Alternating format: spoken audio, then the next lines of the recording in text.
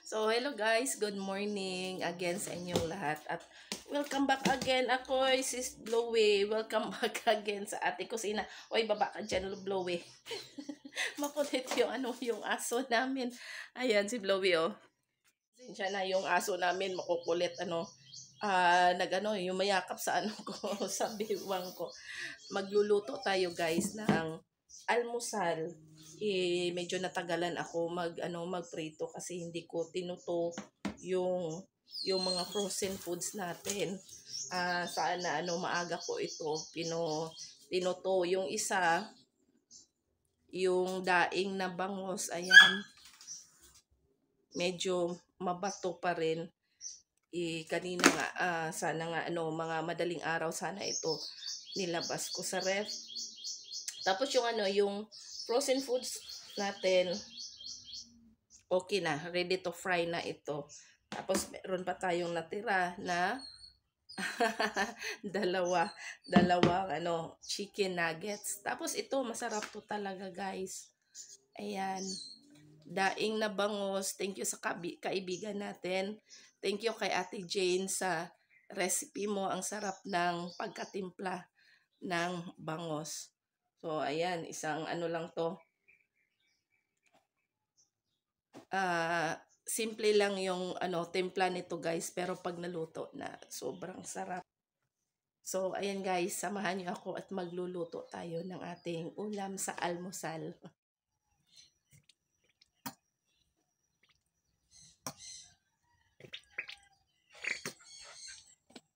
Guys, mag-start na tayo magluto. Buti na lang yung ating longganisa ay madali itong nagtuo. Hindi tayo mahirapan. Hindi ako nahirapan nag-slice kanina.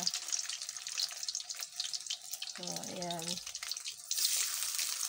Hindi kasi ako guys, hindi ako pumunta ng market. Kaya hindi ako nakapagbili ng mga gulay na pangsahog sa mga natira nating karne doon sa ref.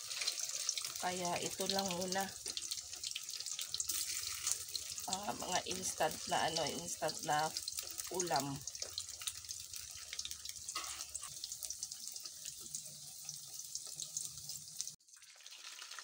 So, yung isusunod natin yung pagluluto natin yung ating daing na bangos. Sobrang sarap nito guys. Ay turo pa ito ni Ate Jane kung paano timplahan ang ating daing na bangos. Lalo pa at pinakrispy ko ito pagluto. Thank you so much, te, sa recipe mong daing na bangos. Thank you.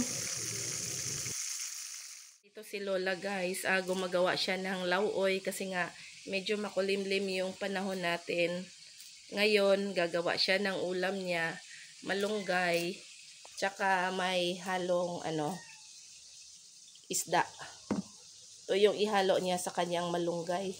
Pritong isda, ito yung leftover namin kagabi. Masarap na yan guys, yung lauoy na malunggay na may sahog na pritong isda.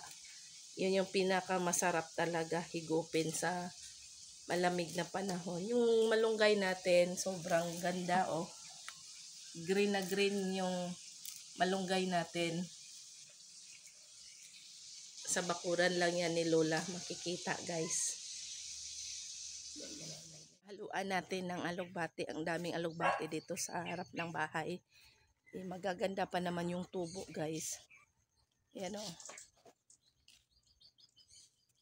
Pero sa ngayon, sabi ni Lola, bawal daw na kami yung mag-harvest nito. Siya lang daw yung mag-harvest kasi siya yung nagtanim kasi gusto niya siya lang para siya. Ayun, pag kami nag-harvest, ayan, ganituhin talaga namin guys. Mataas yung pag-harvest natin. Pero kung si Lola, ayan, nasa lang, nasa tumoy-tumoy lang yan si Lola. Nasa dulo lang talaga niya kukuhanin yung mga dahon ng alugbate. Yan si Lola guys, oh. Di lang damihan kasi konti lang naman yung yung malunggay na igulay niya.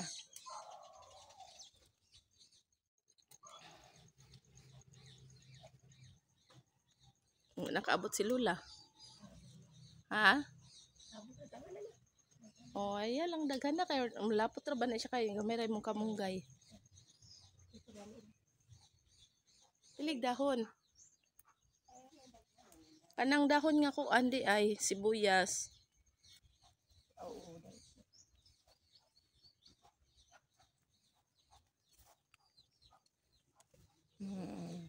Libreng gulay na talaga guys. Libreng ano, yung mga sangkap natin nasa bakuran lang. Tapos ito guys, oh, yung ano natin, yung kangkong. Ang ganda yung kangkong natin sa sinigang. Ang ganda yung tubo. Nasa paso na lang nilagay namin kasi maraming mga manok. Tutuhakin yan ni manok, sayang naman. Hindi natin magulay yan kapag ano, tinuhak ni manok yan.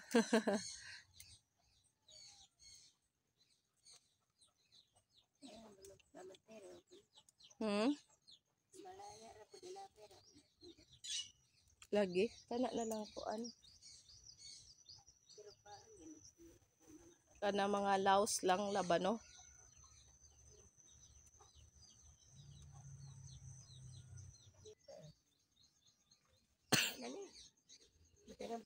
Yung talong natin, ayan.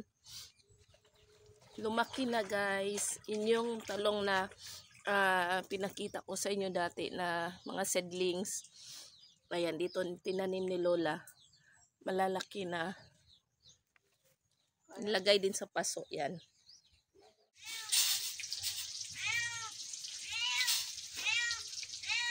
So, ayan guys, nilunod na ni Lola yung kanyang sahog.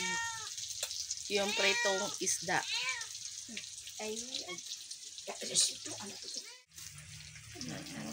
May tangat pa guys. Ito yung nagpapabango ng ating sinabawang lauoy, yung lemongrass. Okay.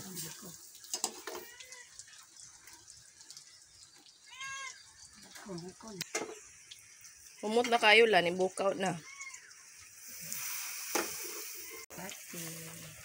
Yung alubate.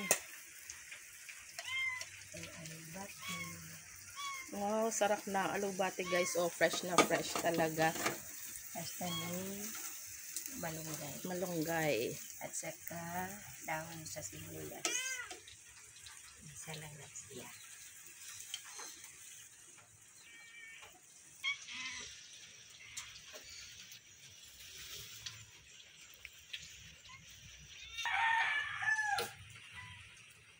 Asin na lang ang itimpla. Timplahan ko na lang para pag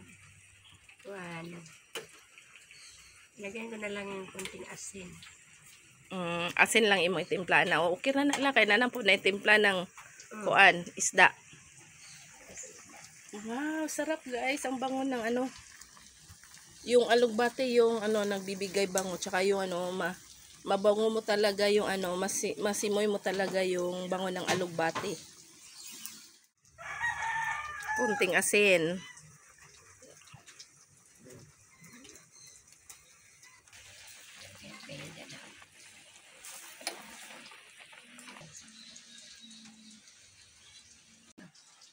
So yan guys, naluto na yung ating gulay. Ayan, ito yung baunin ko doon sa ano sa trabaho ko. Gulay.